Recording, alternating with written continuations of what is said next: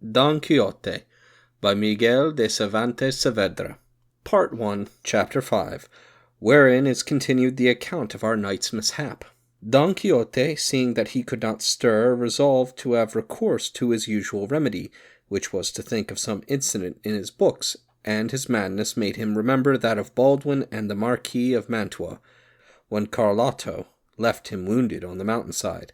A story familiar to children, not unknown to youths, celebrated and even believed by old men, yet, for all that, no truer than the miracles of Mahomet. Now this story, as he thought, exactly fitted his present circumstances, so with a great display of affliction, he began to roll about on the ground, and to repeat in a faint voice the words that the wounded knight in the wood was supposed to say. "Where art thou, lady of my heart? That for my woe thou dost not grieve? Alas, thou knowest not my distress, or thou art false and pitiless." In this manner he repeated the ballad until he came to those verses which say, "O noble Marquis of Mantua, my uncle and liege lord." By chance there happened to pass by just at that moment a peasant of his own village, a near neighbor, who was returning from bringing a load of wheat to the mill, and he, seeing a man lying stretched out on the ground, came over and asked him who he was, and what was the cause of his sorrowful lamentation. Don Quixote, firmly believing that the man was his uncle, the Marquis of Mantua, would not answer, but continued reciting his ballad and relating his misfortune and the amours of the emperor's son with his wife, just as it is told there. The peasant was amazed to hear those extravagant words. Then, taking off his visor, which had been broken to pieces in the drubbing, he wiped the dust off his face. No sooner had he done so than he recognized him and said, "Señor Quixote," for that must have been how people called him when he had his wits, and had not been transformed from a staid gentleman into a knight-errant. "Who left you in such a state?" But he kept on reciting his ballad, and made no answer to what he was asked. The good man then, as best he could, took off his breast and backplate to see if he was wounded, but he saw no blood nor scar upon him. He managed to lift him up from the ground, and with the greatest difficulty hoisted him on his ass, thinking such a beast an easier mount. Then he gathered together all his arms, not omitting even the splinters of the lance, tied them into a bundle, and laid them upon Rozinante's back. Then, taking him by the bridle and the ass by the halter, he set off towards his village, meditating all the while on the foolish words which Don Quixote kept saying. And Don Quixote, on his side, was no less pensive, for he was so beaten and bruised that he could hardly hold himself on to the ass, and from time to time he uttered such melancholy sighs that they seemed to pierce the skies, whereupon the peasant felt again moved to ask him what was the cause of his sorrow. But it must have been the devil himself who supplied his memory with stories tallying with their circumstances, for at that instant, forgetting Baldwin, he remembered the Moor Abendarrez, when the governor of Antequera, Rodrigo de Narvaez, took him prisoner to his castle.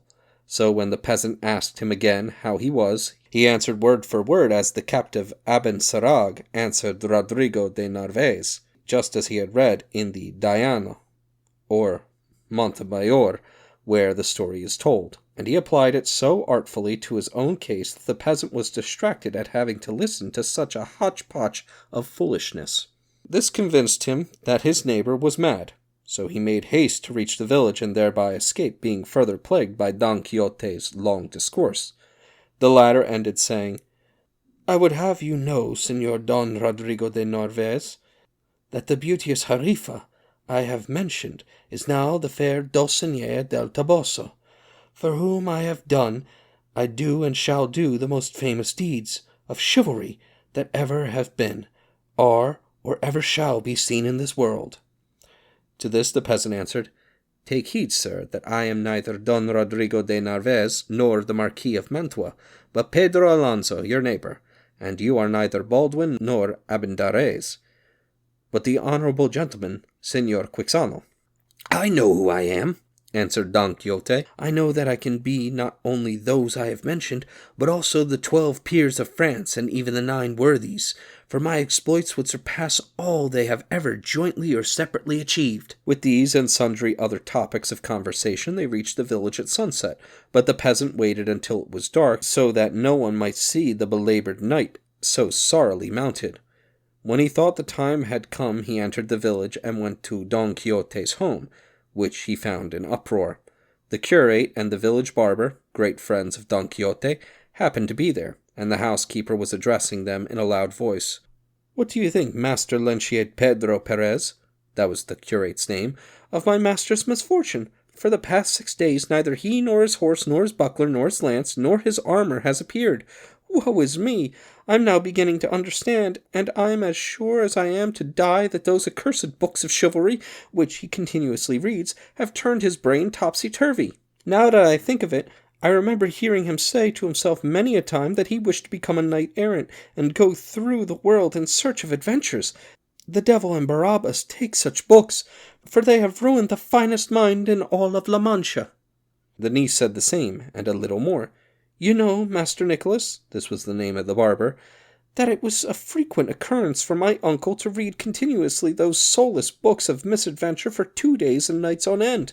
At the end of that time he would cast the book from his hand, clutch his sword, and begin to slash the walls. Then, when he was grown very weary, he would say that he had killed 4 giants as big as towers, and the sweat which dripped off him after his great exertions, he would say was blood from the wounds he had received in battle. Then he would drink a great jugful of water and become calm and peaceable, saying that the water was a most precious liquor which his friend, the great enchanter Esquife, had given him. I, however, blame myself for not having warned you of my uncle's extravagant behavior. You might have cured him before things reached such a pass, and you would have burnt all those excommunicated volumes. He has many, mind you, for they all deserve to be burnt as heretics."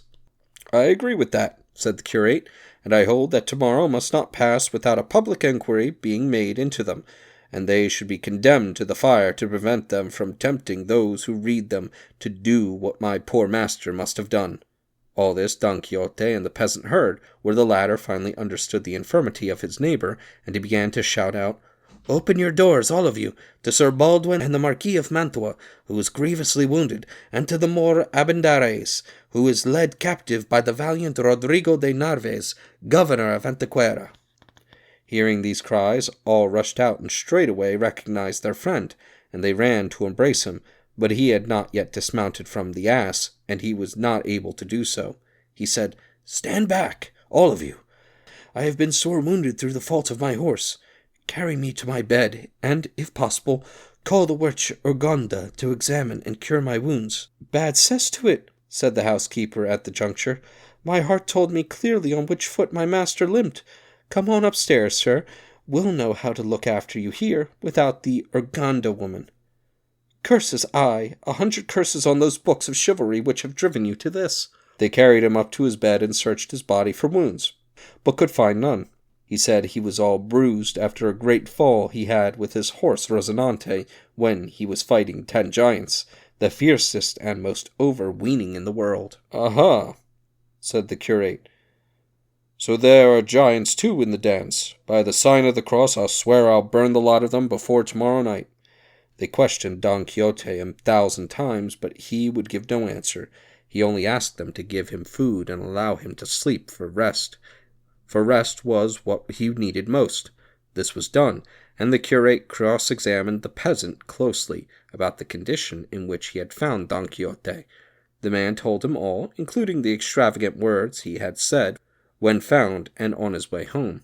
This made the curate still more eager to carry out a project, which on the following day he actually did, namely to call on his friend Master Nicholas the barber.